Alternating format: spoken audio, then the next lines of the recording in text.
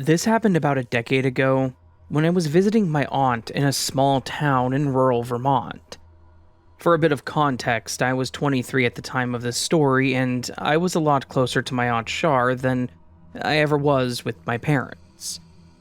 She's my mom's sister, married young, then divorced, no kids, but she seemed to understand kids better than my parents. She was always loving and welcoming. She didn't judge me or make me feel like I wasn't good enough. Needless to say, she was my home away from home and basically a second mother to me. So when she was going to have knee surgery, I picked up some of my stuff to stay with her for a few weeks to help her recover. Aunt Shar lives in a town that had maybe 1,500 people total. There was your town center, which had a handful of stores, like a single grocery store, a gas station on both ends, which I always thought was silly because they were never busy, as well as some other little shops around. And then there were just miles of winding roads, sprinkled with random farmhouses and cabin-style houses. My aunt lived on an old farmhouse, about 2 miles from the town center, so she lived in the, quote, busy part of town. So, she had a few neighbors around and even saw some people walking by to get to the gas station.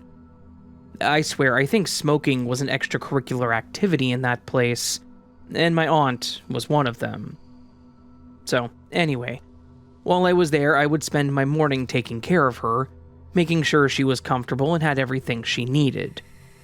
She did have internet, so I would spend a few hours working throughout the day, too. I would make our meals for us so she didn't have to. Sometimes I would go for a walk and just explore the area before going home again to make dinner or watch a movie with my aunt. It was a pretty simple daily schedule. And quite frankly, I enjoyed it. I enjoyed my walks because even if the town was small and run down, it was also a cozy little place. Most people were friendly enough, if not a bit reserved, to outsiders like me, which was fine. About a mile from my aunt's house was this bright yellow house that stood out against the typically muted colors of the other homes.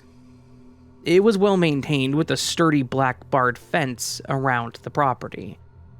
The yard was mowed and the blooming bushes near the mailbox were even trimmed, and in order. I passed it a few times during my walks and thought nothing much of it, other than the owner really cares about their home and lawn. Occasionally, when I took my walks in the afternoon, I would stop at the bloomed bushes to watch the bees fly around, and yes, literally smell the flowers. I think they were some kind of butterfly bush, but they smelled marvelous, and I could even smell them on a good, windy day.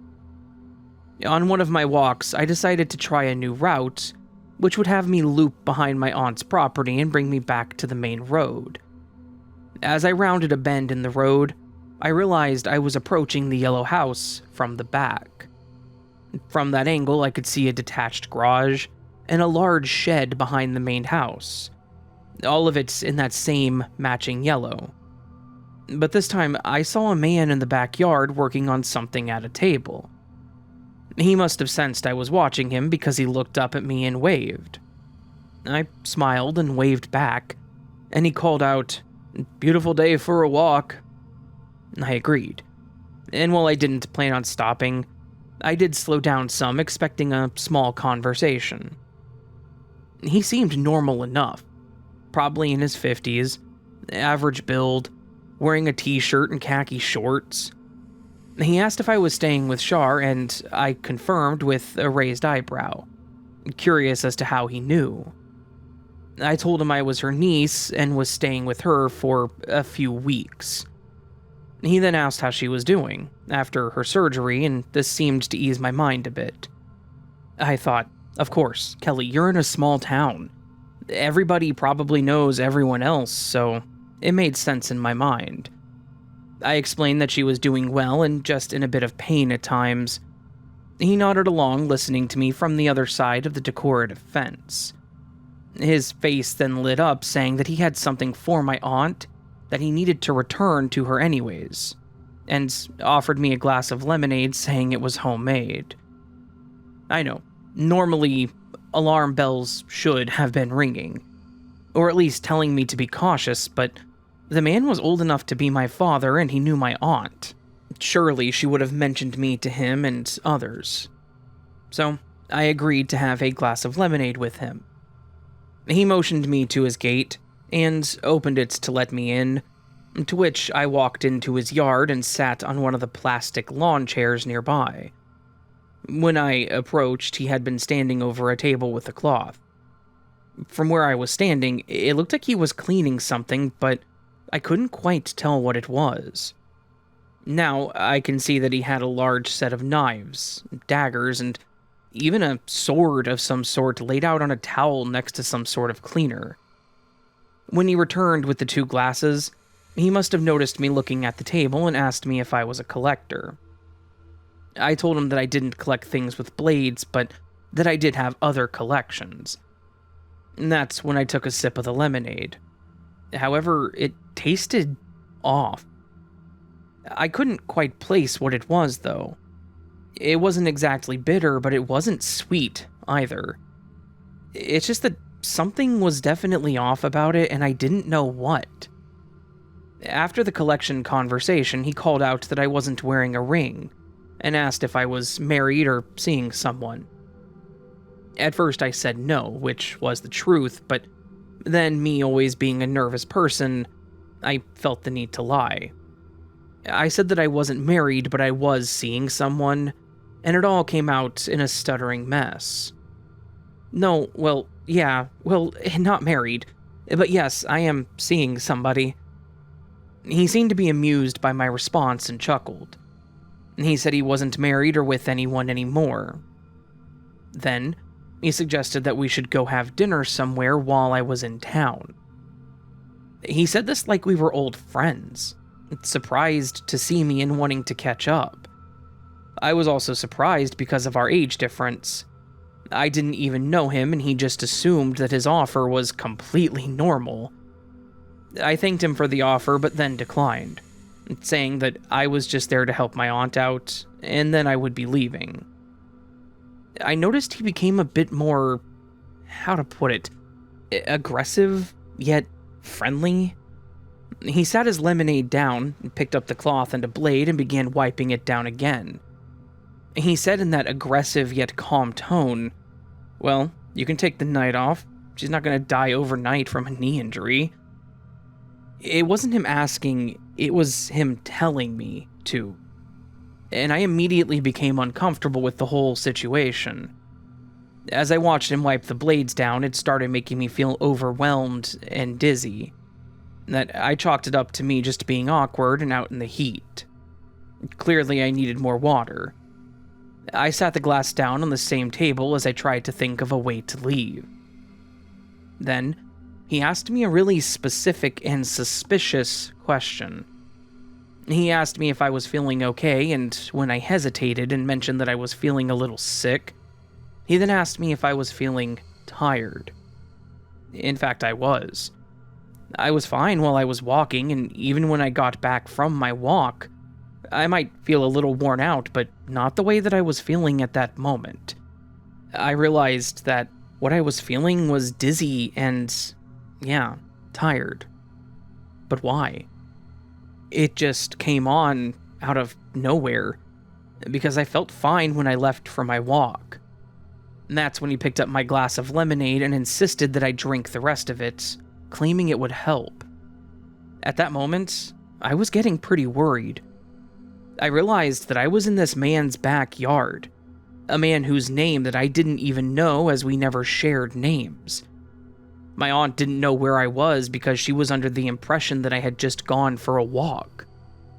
Part of me felt silly, but I started panicking a bit and stood up, saying that I needed to get back to my aunt.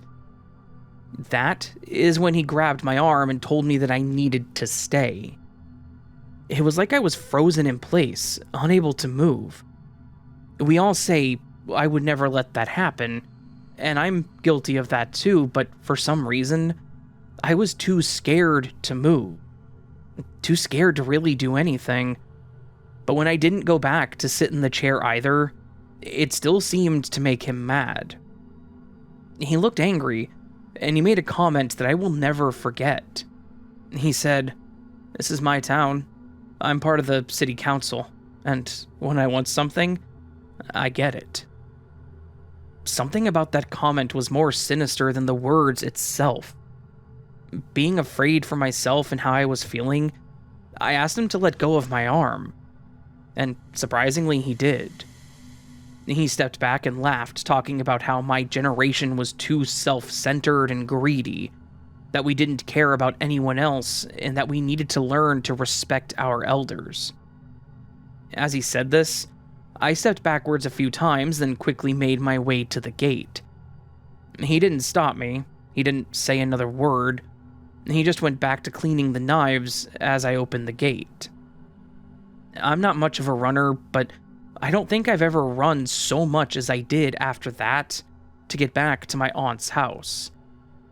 When I got back and burst through the front door, I knew that my aunt could see the terror on my face, and she asked me what was wrong.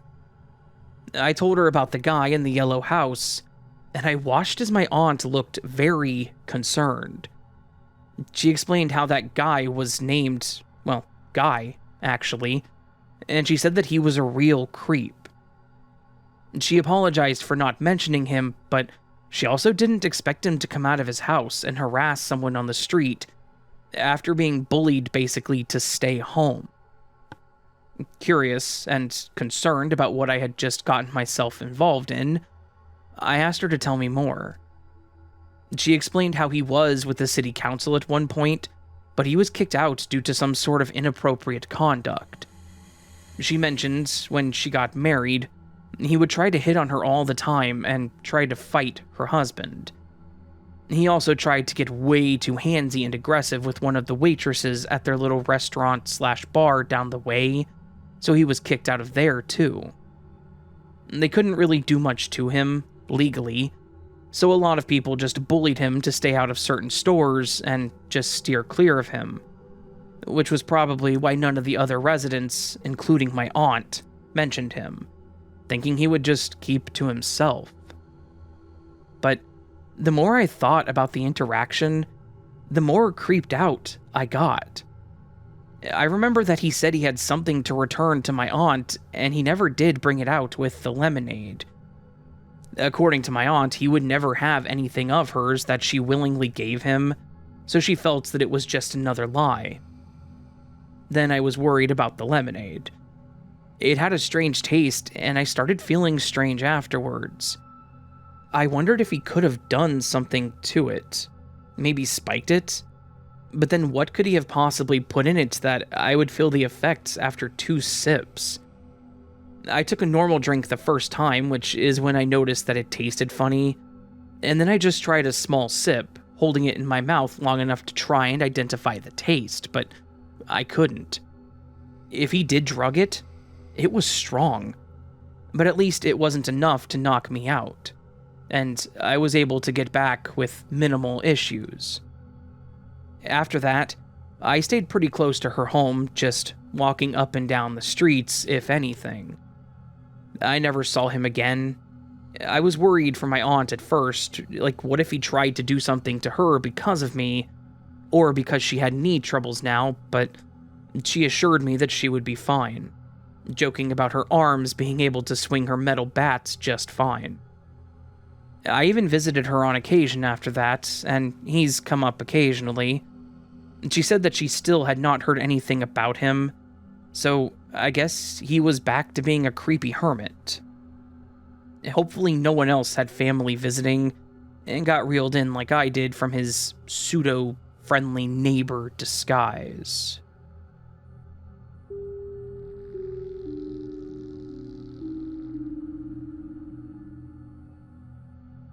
The following is a write-up on the case of Ken McElroy, a case of vigilante justice. July 10th of 1981, a day that will live forever in the lore of Skidmore, Missouri. It was on this day that a small town stood up for itself after years of living in the terror of a man by the name of Ken McElroy. Time and time again, McElroy had been brought into court, but Every time, through various tactics, including witness intimidation, a favorite tactic of McElroy's, he managed to evade justice time after time. So, after he shot an elderly store owner, the town had had enough. They made their own justice when Ken McElroy was gunned down in a hail of gunfire, yet no assailants were ever convicted in the killing. To this day, no one from the town will talk about who all participated in the act of vigilantism. I'm not here to glorify this case, despite the nature of McElroy's character. I want to approach this as unbiased as possible, because at the end of the day, a man was killed. For better or worse, it is not my place to judge, nor try to convince you, the audience, that the cold-blooded murder of someone was, or was not, justified. Whether we think it was right or not, we do have to acknowledge that it was indeed an act of murder. Ken's background. It was on June 1st, 1934 that Tony and Mabel McElroy had their 15th of 16 children, Ken. A poor migrant family, they were living in Overland Park, Kansas at the time of Ken's birth. As a large, poor family, life was particularly hard for Ken and his siblings, where you had to fight for everything you got, and often underhanded tactics were resorted to in order to win over the weaker siblings. Thus, Ken learned to lie, cheat, and steal to survive at a young age. Though, one of his favorite tactics was also born of this upbringing, the one he would resort to most often throughout his life: intimidation. No stranger to violence through his life, as he grew up, Ken was not afraid to get physical in order to get his way. As a teen, once he came into possession of his first car, he became very good at theft in order to keep his car mobile. If he needed gas, he would often siphon gas from the other cars in town, or parked at the rural farms in the area, or steal to earn money for gas. If his car had broken down or was in need of a new part, he would often target other people who owned the same or a similar model to his own, and steal parts right off of them in the night. He also became very persuasive with women, and began engaging in affairs with many of the married women in town, and often employed him in one of the most lucrative of ventures: livestock rustling.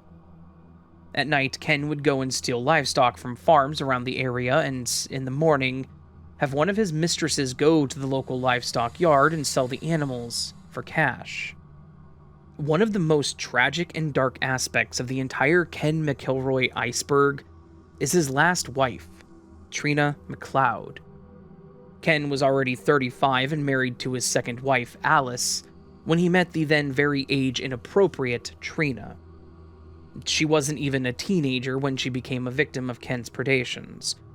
When she was 14, to escape the SR charges, Ken divorced Alice and got married to Trina in a very shady ceremony with no witnesses beside the bride. While her parents had initially opposed the marriage, Ken was able to intimidate them by burning down their home. Just to make matters worse, he also took the life of the family's pet. It was prior to her marriage that she had become pregnant, and 16 days after she gave birth, Trina, Alice, and the baby fled from Ken, only for him to track them down and force them to return with him. During a period where Trina's parents were away, Ken also repeated his original punishment that he had dealt out the last time they had made him angry. And based on his known temper, one can only imagine how he might have punished Trina and Alice in his fury. One of the most tragic parts of Trina's story is that eventually she became just as sadistic as her abuser. Oftentimes, her and the couple's children would use the threat of Ken's wrath to bully, intimidate, and otherwise get their way among the townspeople. They became almost as terrifying as Ken himself, because one word from them could have Ken McElroy raising all manner of hell in your place of business, if not your home. Throughout his life, Ken was brought up on charges 21 times, and every single time, he managed to walk away a free man. Well, all except the last time, that is. The times Ken managed to go free were usually due to the sudden unwillingness of a witness to testify against Ken. He often intimidated them by following them, lurking around outside their homes and just being as ominous and threatening as possible, taking people's sense of security until they feared him more than the law. For years, Ken ruled through this fear. Even when he wasn't around people, they were reluctant to speak ill of him, for fear that someone might rat them out in order to possibly gain a little bit of favor with this tyrant. Then, one day, he went too far. One day, he came into town in a fit of rage and shot the elderly store owner, Ernest Bowenkamp. Ken was brought up on these charges but managed to appeal his conviction and get himself released on bond. Of course, the first thing Ken did was begin a campaign to terrorize Bowenkamp and those who were sympathetic to the elderly man's plight. On July 9th of 1981, Ken once more came into town angrily seeking out Bowenkamp. He found his target in the local tavern, and armed with his rifle, Ken proceeded to threaten the old man's life. Once Ken had left, the town was abuzz with activity. Allegedly, there was a kind of impromptu town meeting where it was decided that Ken's reign of terror had to come to an end, by any means necessary. And it was decided that if the law could not or would not help them, then they would stand up for themselves, and in a way that Ken McElroy wouldn't forget for the rest of his life. The following day, Ken and Trina came into town. Ken went into one of the shops and got himself a pack of cigarettes. Then, as the town bully got back into his truck and sat next to his wife Trina, Ken McElroy was shot dead in broad daylight.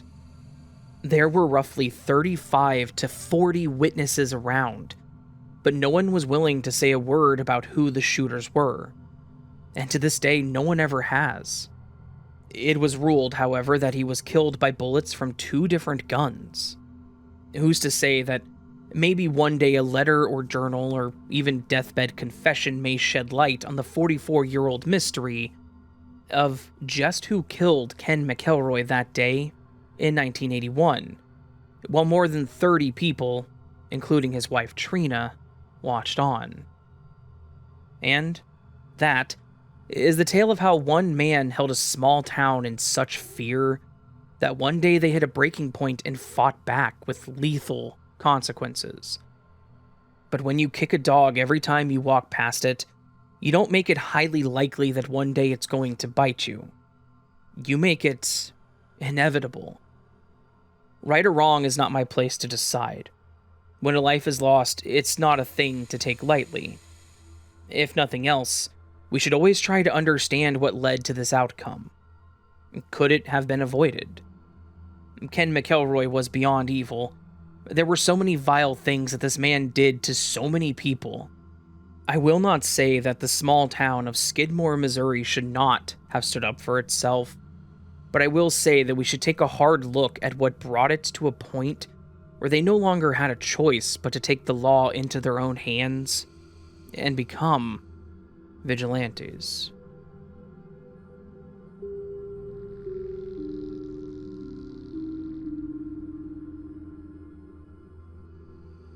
I'm going to try and give as much information here, but not make it run on too much. I will say that the locations will be vague and names changed because this does involve my family, and I'd rather just not put all that information out there. Otherwise, this is something that affected my family heavily, but also many others that were in the neighborhood. I grew up in a pretty small town with probably no more than a few thousand people in it. When I say everyone knew everyone in their business, it was no joke or exaggeration. I remember when something happened at my dad's work, and he would have to rush home, just to tell my mom before she found out because she was likely to be on the phone getting the details from one of her friends if my dad wasn't fast enough. Honestly, that's one of the main reasons I stayed out of trouble at school. I messed up one time in class and thought that I could get away with not telling them exactly what happened, but they already knew everything before I even walked into the house. This is just to give you an idea of the size of this town and how fast word travels. Because of its small size, there really weren't any choices in regards to career and family, unless you wanted to be a car mechanic or a receptionist, or maybe staff at the only elementary school in the area. And needless to say, I couldn't wait to leave. After I graduated, I left and really only ever returned for holidays or those random visits per my parents' requests. They still lived in the same house where I grew up, never moving, never even considering it. It was a 2-bedroom home, and when my little sister came around, I was moved to the basement. It was at least finished and had a door, so it's not like they kept me locked in a dirty dungeon.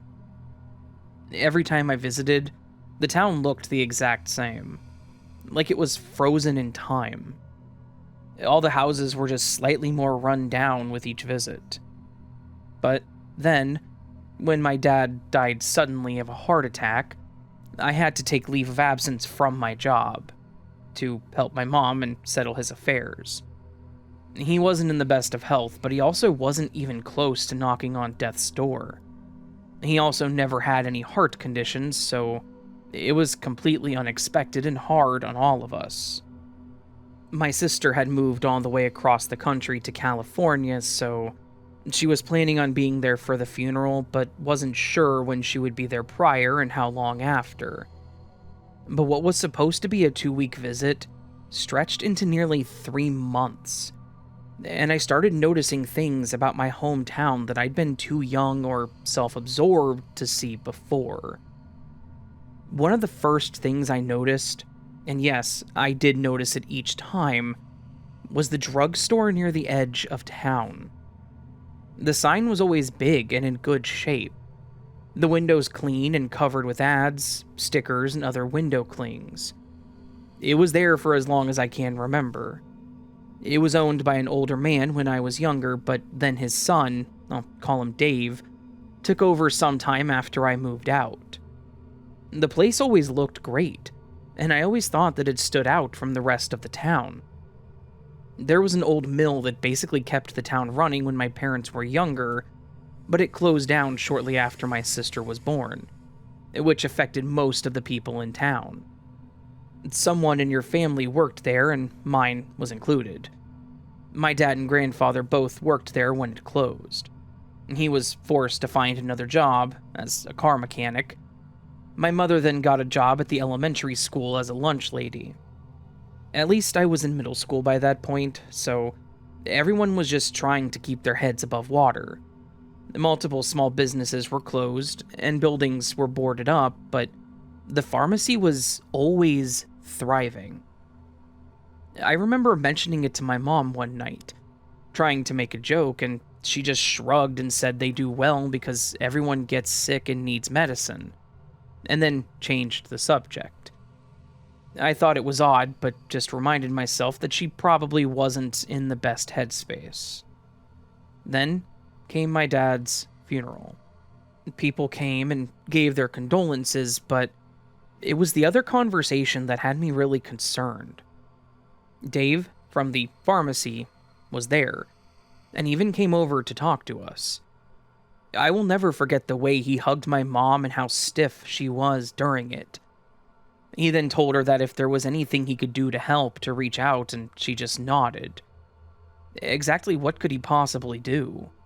And why did she seem so nervous around him?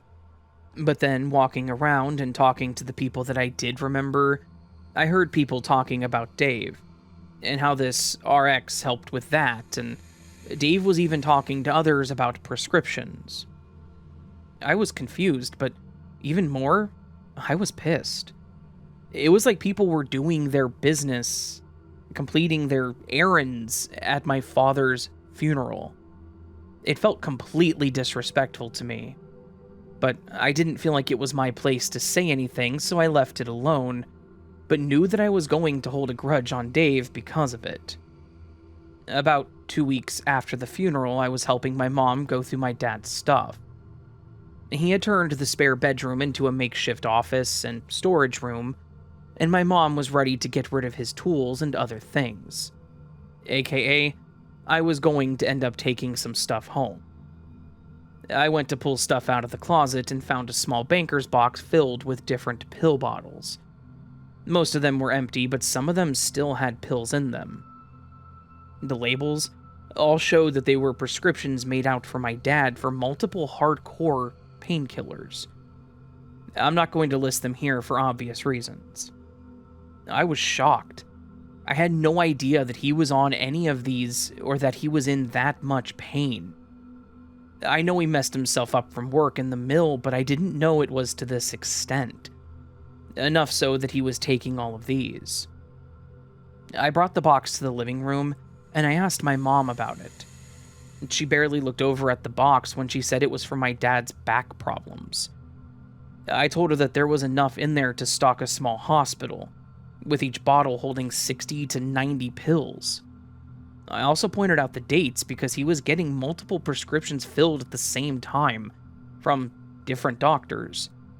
One doctor would not give him this many prescriptions, so the fact that he was going to different doctors was a bigger problem for me. My mom then made a comment that didn't make sense. She just said that Dave did his best to take care of your father. But Dave could only fill prescriptions. He didn't write them. What did he have to do with it? The incident at the funeral and then this was enough for me to ask questions. So, I went and asked Dave about it. I went to the pharmacy with that box to ask what the hell he had to do with all of this. I asked someone else that worked there for him, and he came out and immediately escorted me to a small room in the back. He asked about the box, and I opened it and showed him all the pills. I asked him what the hell this was, and he tried to say the same thing my mom did, that he was helping my dad. I was pretty angry and said that if these were all being filled by him, then he was a piss-poor pharmacist, because he was on way too many pills at once. That was dangerous, and I wasn't convinced that it wasn't what led to his death. Dave did not take that well, and said that he helped my dad, that he took care of everyone in the town, and that I needed to watch what I said. Something about the way he said that made the hair on my neck stand. That sounded like a threat. I took the box with me and left. I tried asking a friend of mine that was working at one of the car shops still, and he refused to talk about it. He was vague and tried to change the subject. When I brought it up to my mom again, she had tears in her eyes when she told me to just drop it. It was more like she was pleading, rather than asking, and that scared me. What the hell was going on that people didn't want to talk about? I even reached out to another friend that had moved away. They stayed there after high school to help with their mom, and she wasn't doing good, but when she passed, she finally left. Or so I thought that was what happened. After talking to her, she explained that when she filled her mom's prescriptions at Dave's pharmacy, he offered her something that was supposed to help with her anxiety. However, it was just another pain pill. After her mom died, she had spiraled even further, and she quickly got addicted to those pills to the point that it nearly killed her. I was livid.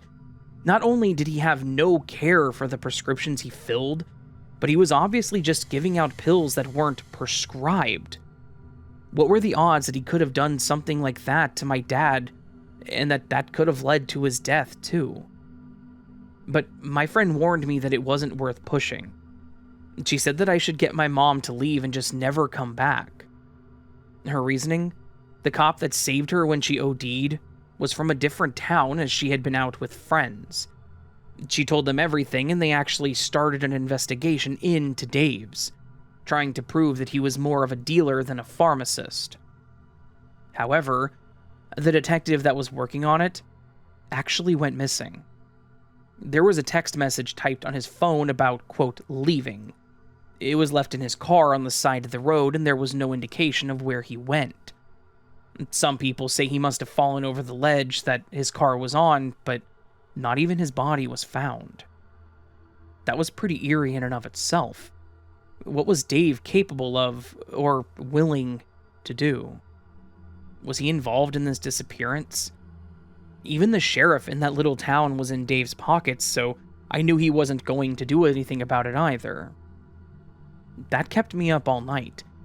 I didn't know if there was anything I could or should do, or if I should just get my mom out of there. I confronted Dave already. Would he try to do something to my mom? I was afraid that this whole town was wrapped up in this, and that she would be a target because of me. So, the next day, I did everything I could to convince my mom to move. I offered her a room at my place, but she wouldn't bite. Then, a few days later, there was a brick thrown through my mom's front bay window. This was midday. Who would do that without any fear of someone catching them? I wasn't there when it happened either, as I had left to go get something. My mom was terrified. While I hated seeing my mom in tears like that, it did finally convince her that she may not be safe there. She spoke to her sister, who lived in between my mom's house and mine, and she agreed to stay with her for the time being. We did our best to keep to ourselves as we finished cleaning out her home, taking what was important to her, and we just left. I offered to do all the work for her to sell it, but she wasn't convinced anyone would buy it with the work that it needed anyways. I got her to my aunt's with no further issue, but I did look into things more once we were back home and safe. I learned that there were several other people that had died in the town for other suspicious reasons. There was my old English teacher who died from a supposed overdose on sleep meds. Someone I had gone to school with had died, and 3 former mill workers who also died from complications of chronic pain. I get that it could be a real thing, but it was just a really bad feeling. Knowing what I did about my old friend and my dad, I ended up leaving an anonymous tip to some drug line. I don't remember. I was just hoping that someone could investigate it further with backup so they didn't go missing too. This was all back in 2011, so it's been quite some time ago, but unfortunately, I haven't heard anything about that town. I don't know anyone that lives there now, as my only friend that was still there eventually left too. And most of the older people that I know had also passed, or I just had no way of communicating with them. I haven't been contacted by anyone either, but I know I tipped them off anonymously, so I'm not surprised. I'm honestly just waiting for the day to read something about them arresting him. But I also worry that they may be running out of time.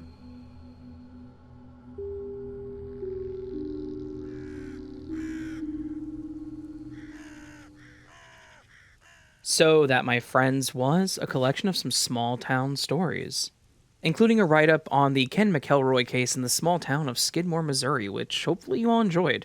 Hopefully you all enjoyed all the stories, obviously. I just wanted to point that one out because it does kind of... It's slightly out of my normal wheelhouse, kind of like the dark web story I did that Tom wrote up.